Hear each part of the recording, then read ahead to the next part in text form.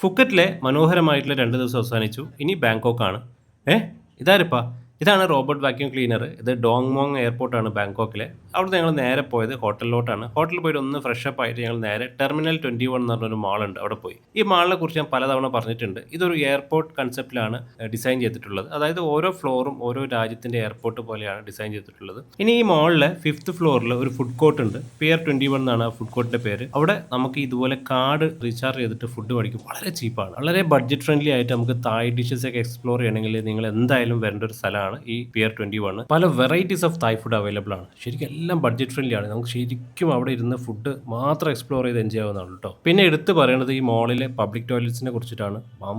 അന്യായ വൃത്തിയും വേറൊരു കൺസെപ്റ്റ് ലെവലാണ് ആ ടോയ്ലറ്റ് മൊത്തം ഡിസൈൻ ചെയ്തിട്ടുള്ളത്. ഇതൊരു കോഫി സ്റ്റോർ അങ്ങാണ്ട് ഏറ്റെടുത്ത് നടന്നു തോന്നുന്നു. അമ്മരല്ലേ, കോഫിയുടെ ഡിസ്പ്ലേ എല്ലാം ഉണ്ട്. കംപ്ലീറ്റ് ടോയ്ലറ്റ്സ് ഓട്ടോമാറ്റിക് ആട്ടോ. അതിൻ്റെയൊക്കെ എക്സ്പീരിയൻസ് വേറെ ലെവലാണ്. ഞങ്ങൾ ഈ മാളിൽ കുറച്ച് നേരം സ്പെൻഡ് ചെയ്തിട്ടു. അതിനുശേഷം നമ്മൾ ഐക്കോൺസിയാം എന്ന് പറഞ്ഞിട്ട് വേറൊരു മാളുണ്ട്. അത് ഏഷ്യയിലെ വൺ ഓഫ് ദ ലാർജസ്റ്റ് മാളാണ്. ഇതിന്റെ അകത്തൊരു ഇൻഡോർ ഫ്ലോട്ടിംഗ് മാർക്കറ്റ് വരെയുണ്ട്. ഞങ്ങൾ പോയ സമയത്ത് ഒരു ഫൗണ്ടൻ ഷോ നടക്കണ്ടായിരുന്നു. അപ്പോൾ അത് കുറച്ച് നേരം കണ്ടിരുന്ന് ആസ്വദിച്ചു. അതിനുശേഷം ഞങ്ങൾ ചാവപ്രായോ എന്ന് പറഞ്ഞ റിവർ ഉണ്ട്. ആ റിവർ കൂടെ ക്രൂയിസ് ചെയ്യാൻ പറ്റും. അപ്പോൾ അതൊന്ന് എക്സ്പീരിയൻസ് ചെയ്യാന്ന് വെച്ചു. അപ്പോൾ അതിന് വളരെ ബഡ്ജറ്റ് ആയിട്ടൊരു വഴി ഞാൻ പറഞ്ഞുതരാം. ഈ ഐക്കോൺസിയാമിന്റെ അടുത്ത് തന്നെ 40 ബാത്ത് കൊടുത്തു കഴിഞ്ഞാൽ നമുക്ക് ചാവപ്രായോ റിവറിന്റെ അകത്ത് കൂടെ ഗവൺമെന്റ് ബോട്ട് അവൈലബിൾ ആയിട്ട് കിട്ടും. അത്യാവശ്യം നല്ല തിരക്കുണ്ടോ. ഒരുപാട് പേരാണ് ഇതുപോലെ ബോട്ട് ഹോപ്പിങ്ങിനായിട്ട് വരുന്നത്. അപ്പോൾ നമ്മൾ ശ്രദ്ധിക്കേണ്ട കാര്യം വെച്ചാൽ എപ്പോഴും നമ്മൾ അപ്പർ ഡെക്കിൽ കയറാൻ നോക്കുക. അപ്പർ ഡെക്കിൽ കയറിയാൽ നമുക്ക് കുറച്ചുകൂടി രസകരമായ കാഴ്ചകൾ കാണാൻ പറ്റുള്ളൂ. അതുപോലെ തന്നെ ഈ ചാവപ്രായോ റിവർ വളരെ ഇമ്പോർട്ടന്റ് ആണ്. ചരിത്രപരമായിട്ട് ബാങ്കോക്കായിട്ട് വളരെ അസോസിയേറ്റഡ് ആണ്. ബാങ്കോക്കിന്റെ ബ്ലഡ് ലൈഫ് എന്ന് തന്നെ പറയാൻ പറ്റും. ഏകദേശം 372 കിലോമീറ്റർ സ്ട്രെച്ച് ഉള്ള ഈ നദി 100ഓളം അമ്പലങ്ങൾ നമ്മൾ ഇതിൽ കൂടെ പോകുമ്പോൾ കാണാൻ പറ്റും. അതിൽ എടുത്തു പറയേണ്ടത് ഗ്രാൻഡ് പാലസും വാട്ടരൂണാണ്. വാട്ടറിന് ടെമ്പിൾ ഓഫ് ഡോൺ എന്നാണ് അറിയപ്പെടുന്നത്. പക്ഷേ എനിക്ക് തോന്നുന്നു വൈകുന്നേരങ്ങളാണ് ഇത് ഭയങ്കര ഭംഗി. ശരിക്കും സ്വർണ്ണം പൂശി ഇങ്ങനെ തിളങ്ങുന്ന പോലെയാണ് വൈകുന്നേരങ്ങൾ അതിന്റെ കാഴ്ച. ബോട്ട് റൈഡിൽ പോയാൽ ഇത്രയും മനോഹരമായിട്ട് നമുക്ക് ആസ്വദിക്കാൻ പറ്റുള്ളൂ. ദിവസേന 50,000ഓളം പേരാണ് ഈ നദി കൂടെ യാത്ര ചെയ്യുന്നത്. പലപ്പോഴും റോഡിനെക്കാട്ടിയും എളുപ്പത്തിൽ ഈ നദി കൂടെ യാത്ര ചെയ്ത് പല സ്ഥലത്ത് എത്താൻ പറ്റും. അപ്പോൾ നിങ്ങളുടെ ബാങ്കോക്ക് യാത്രയിൽ നിർബന്ധമായിട്ടും ഈ ചാവപ്രായോ ബോട്ട് റൈഡ് നിർബന്ധമായിട്ട് ഉൾപ്പെടുത്തണേ. ബോട്ട് റൈഡിന് ശേഷം ഞങ്ങൾ പോയത് ബാങ്കോക്ക് തന്നെ പ്രസിദ്ധമായിട്ടുള്ള നാനാ സ്ട്രീറ്റിലോട്ടാണ്. നാനയിൽ ഒരുപാട് സ്പാസ്, വളരെ ലെജിറ്റിമേറ്റ് ആയിട്ട് പ്രവർത്തിക്കുന്ന ധാരാളം സ്പാകളുണ്ട്. അത്തരത്തിലൊരു സ്പാ ആണ് നാച്ചുറൽ സ്പാ. മുൻകൂട്ടി ബുക്ക് ചെയ്യുന്നതായിരിക്കും കുറച്ചുകൂടി നല്ലത്. കാരണം എപ്പോഴും ക്രൗഡഡ് ആണ് ഇവിടെ. ഞാൻ ജക്കൂസി പ്ലസ് മസാജിന് എടുത്തത് one of the best experience in my life എന്ന് വേണമെങ്കിൽ പറയാം. തായ്ലാൻഡിൽ മിസ്സാകാൻ പാടില്ലാത്തൊരു എക്സ്പീരിയൻസ് ആണ് ഈ തായ് മസാജസ്. അപ്പോൾ ബാങ്കോക്കിലെ ഡേ 2 വിശേഷങ്ങൾ അടുത്ത വീഡിയോയിൽ പറയാം. Bye bye.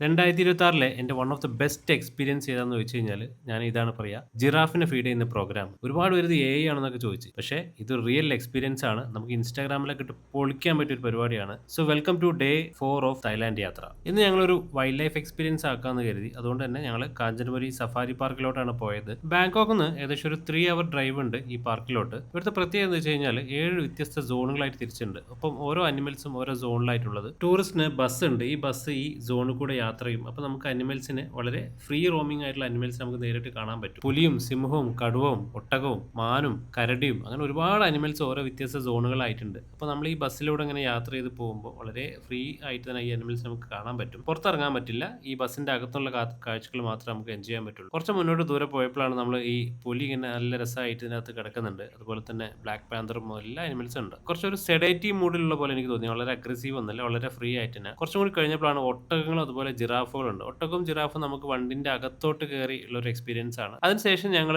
തനിയെ ഒരു പ്രൈവറ്റ് വണ്ടിയിൽ തന്നെ ഞങ്ങൾ ജിറാഫിനെ ഫീഡ് ചെയ്യുന്ന ഒരു പ്രോഗ്രാമിനായിട്ട് പോയി. അതൊരു കിടിലൻ എക്സ്പീരിയൻസ് ആയിരുന്നു. നമുക്ക് വളരെ ക്ലോസപ്പ് ആയിട്ട് നമുക്ക് ചുറ്റും ജിറാഫ് വന്നും അതുപോലെ തന്നെ സീബ്ര ഒക്കെ വന്ന് ഫീഡ് ചെയ്യാൻ പറ്റും. ഞങ്ങൾ സെപ്പറേറ്റ് ഒരു ടിക്കറ്റ് എടുത്ത് പോയതാട്ടോ. അതുകൊണ്ട് തന്നെ നമ്മൾ കുറേ നേരം അതിനകത്ത് സ്പെൻഡ് ചെയ്യാൻ പറ്റും. നിങ്ങൾ ജിറാഫ് ഫീഡിംഗ് പ്രോഗ്രാം എടുക്കുകയാണെങ്കിൽ രാവിലെ തന്നെ എടുക്കുക. കാരണം അനിമൽസ് കുറച്ചും കൂടി ആക്റ്റീവ് ആ സമയത്താണ്. അപ്പോൾ നല്ല ഫോട്ടോഗ്രാഫ്സ് നല്ല രീതിക്ക് നമുക്ക് എടുക്കാൻ പറ്റും. അത് കഴിഞ്ഞതിന് ശേഷം ഞങ്ങളൊരു ക്രോക്കഡൈൽ ഷോ ഉണ്ട്, അത് പോയി. അത് സെപ്പറേറ്റ് ഒരു വേറെ ഭാഗത്താണ്. ഇവിടെ ക്രോക്കഡൈൽ ഷോയും എലിഫന്റ് ഷോ ഉണ്ട്. അപ്പോൾ എലിഫന്റ് ഷോ ടൈമിംഗ് അല്ലാത്തതുകൊണ്ട് ഞങ്ങൾക്ക് ക്രോക്കഡൈൽ ഷോ മാത്രമേ കാണാൻ പറ്റിയുള്ളൂ. നല്ല അപരാധിച്ച ബോറൻ പരിപാടിയായിരുന്നു. അങ്ങനെ കുറേ നേരം അവിടെ സ്പെൻഡ് ചെയ്ത് ഉച്ചയ്ക്ക് ശേഷം ഞങ്ങൾ ബാങ്കോക്കിലോട്ട് തിരിച്ചു. ബാങ്കിലോട്ട് പോകുമ്പോൾ ഞങ്ങൾ വഴിയോരത്ത് കുറേ ഇതുപോലെ സാധനങ്ങൾ കണ്ടു. അതൊരു മുളയുടെ അകത്തൊരു സാധനം. പെട്ടെന്നൊരു കൗതുകം തോന്നി, ഞങ്ങൾ അത് വാങ്ങിച്ചു. മുളയുടെ അകത്ത് അരി പുഴുങ്ങി ചിക്കി റൈസിന്റെ ഒക്കെ ഒരു വേറെ രൂപത്തിലുള്ള ഐറ്റമാണ്. ഞങ്ങൾ ഏതായാലും ഒന്ന് വാങ്ങിച്ച് നോക്കി, ടേസ്റ്റ് ഒക്കെ നോക്കി, ഇഷ്ടമായി. ബാങ്കോക്കിലെ നൈറ്റ് ലൈഫും കൂടി ആസ്വദിച്ച് ഞങ്ങൾ തായ്ലാൻഡിലെ 4 ദിവസം അവസാനിപ്പിച്ചു.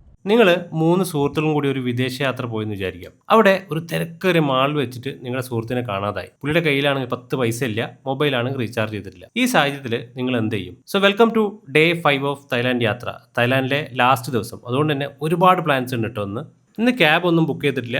ഫുള്ള് യാത്ര BTS സ്കൈലൈൻ ഉപയോഗിച്ചിട്ടാണ്. ആദ്യം ഞങ്ങൾ പോയത് ബിഗ് ബുദ്ധ കാണാനായിട്ടാണ്. ബാങ്കോക്ക് തന്നെ ഏറ്റവും ഉയരം കൂടിയ ഏകദേശം 69 മീറ്ററോളം ഉയരം കൂടിയ 2021 പണിയച്ച ബിഗ് ബുദ്ധ ഒരു മസ്റ്റ് വിസിറ്റ് ലൊക്കേഷനാണ്. മെഡിറ്റേഷൻ പോസ്റ്റിലിരിക്കുന്ന ഈ ബുദ്ധ തായ്ലാൻഡിൽ തന്നെ one of the largest Buddhist statue കൂടിയാണ് കേട്ടോ.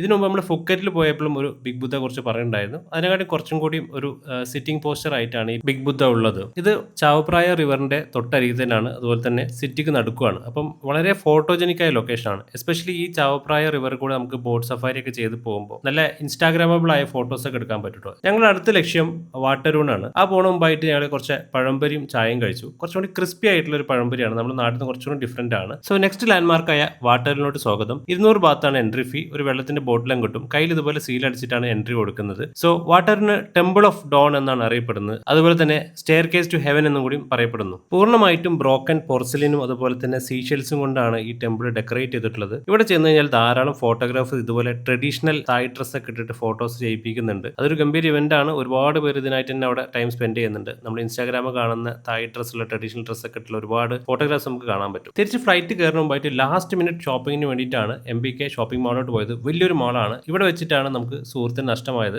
നഷ്ടപ്പെട്ട സുഹൃത്തിനെ ഞങ്ങൾ എങ്ങനെയാണ് കണ്ടെത്തിയെന്ന് പറയാം. ഞങ്ങൾ മാളിൽ തന്നെയുള്ള മേ ഹെൽപ്പ് യു സെന്ററിൽ പോയിട്ട് കാര്യങ്ങൾ പറഞ്ഞു. അപ്പോൾ അവർ ഡീറ്റെയിൽസും കാര്യങ്ങളെല്ലാം എടുത്തിട്ട് ചെറുതായിട്ട് അനൗൺസ്മെന്റ് ചെയ്തു. വളരെ ചെറിയൊരു അനൗൺസ്മെന്റ് ആണ്. അപ്പോൾ അത് കേൾക്കുന്ന യാതൊരു പ്രതീക്ഷ ഉണ്ടായില്ല. ഒരാൾ മേ ഹെൽപ്പ് സെന്റർ അവിടെ തന്നെ നിന്നു, മറ്റാൾ ഇയാളെ തേടിപ്പോയി. അങ്ങനെയാണ് ഞങ്ങൾ കാണാതായ സുഹൃത്തിനെ കണ്ടെത്തിയത്. നിങ്ങൾ യാത്ര പോകുമ്പോൾ വളരെ ശ്രദ്ധിക്കേണ്ട ഒരു കാര്യമാണ്. നിങ്ങളൊരു കോമൺ പോയിന്റോ ലൊക്കേഷനോ അല്ലെങ്കിൽ മേ ഹെൽപ്പ് സെന്ററൊക്കെ എപ്പോഴും നിങ്ങൾ മിസ്സായി കഴിഞ്ഞാൽ എന്തൊക്കെയാണ് ചെയ്യേണ്ടത് പരസ്പരം ധാരണ എപ്പോഴും ഉണ്ടായിരിക്കണം. അല്ലെങ്കിൽ വലിയ സമയം അതുപോലെ തന്നെ ഇതുപോലെ നമ്മൾ ഒരുപാട് യാത്ര ഒരു മോശാനുഭവം ഉണ്ടാകാനുള്ള പല സാഹചര്യം ഇതുപോലെ ഉണ്ട്. അപ്പം കൂടുതൽ ശ്രദ്ധിക്കുക. തായ്ലാൻഡിലെ ഞങ്ങളുടെ മനോഹരമായുള്ള 5 ദിവസം അവസാനിക്കുകയാണ്. ഞങ്ങൾ ഇന്ന് നാട്ടിലോട്ട് തിരിച്ചു പോകുന്നു. അതുപോലെ തന്നെ ഈ വീഡിയോ സീരീസും ഇവിടെ അവസാനിക്കുകയാണ്. നിങ്ങൾക്ക് വീഡിയോ എല്ലാം ഇഷ്ടമായി വിചാരിക്കുന്നു. പുതിയൊരു സീരീസുമായിട്ട് കാണാം. Bye bye.